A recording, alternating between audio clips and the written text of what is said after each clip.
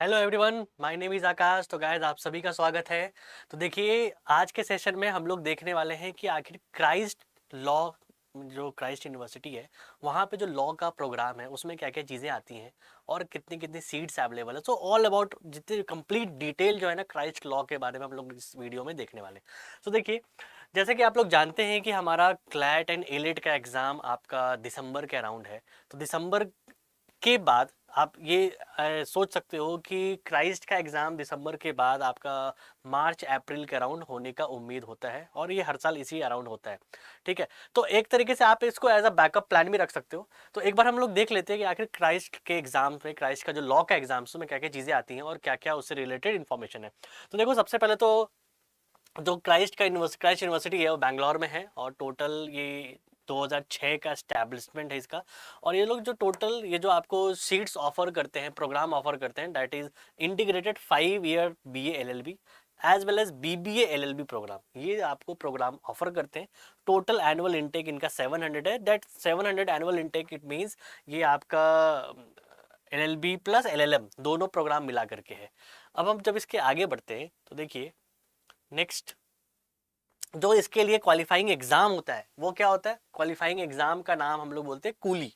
The admission is based on all India entrance test conducted by Christ University followed by an interview. तो आपका पहले written test होता है, written test के बाद इंटरव्यू होता है, इंटरव्यू के बाद एक राइटिंग एबिलिटी टेस्ट WAT भी होता है, और एक माइक्रो प्रेजेंटेशन भी होता है। तो टोटल 4 स्टेप्स है आपके क्राइस्ट लॉ के एग्जाम को क्लियर करने का। एक आपका entrance written test, then after that interview, written ability test and then micro presentation. ठीक है, और भी जो प्रोग्राम्स यहाँ पे ऑफर होते हैं वो क्या क्या हैं, तो MPhil है, PhD है, डिप्लोमा प्रोग्राम्स और भी यहाँ पे ऑफर्स होते हैं। अब हम थोड़ा आगे बढ़ते हैं तो देखिए, नेक्स्ट जो एग्जाम का नाम जिसकी बातें हम कर रहे हैं, that is Christ University law entrance exam, CULEE। इस नाम से इनका एग्जाम होता है। ठीक है, कंडक्टिंग बॉडी कौन है, Christ.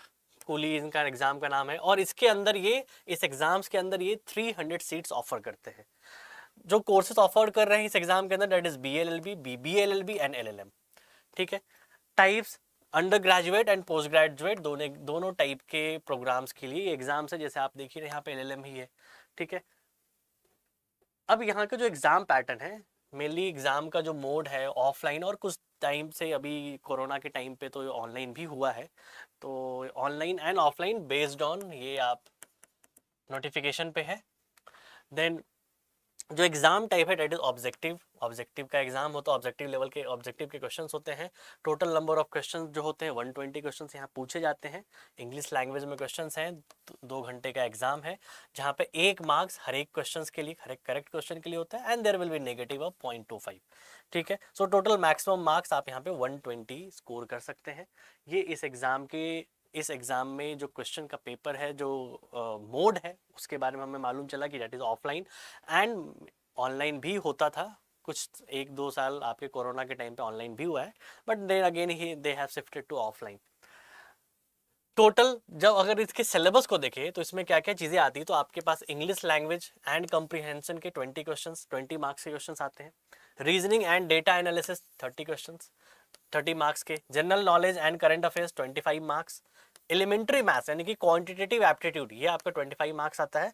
And then legal reasoning, ये 20 मार्क्स आता है। तो ये पूरा मिला करके आपका पूरा क्राइस्ट का एग्जाम पैटर्न में आपके पास total English, reasoning, general knowledge, elementary maths मतलब maths, quant and then legal reasoning, ये आपके 5 चीज़ें यहाँ पे एग्जाम में पूछी जाती है। ठीक है, इट मीन्स अगर आप देखो, ऑब्जर्व करो, तो लगभग ये सेम सिलेबस है जैसा आपका क्लैट का सिलेबस है, या आप जैसा एलेट का सिलेबस बोल लो, सेम वैसा ही सिलेबस है।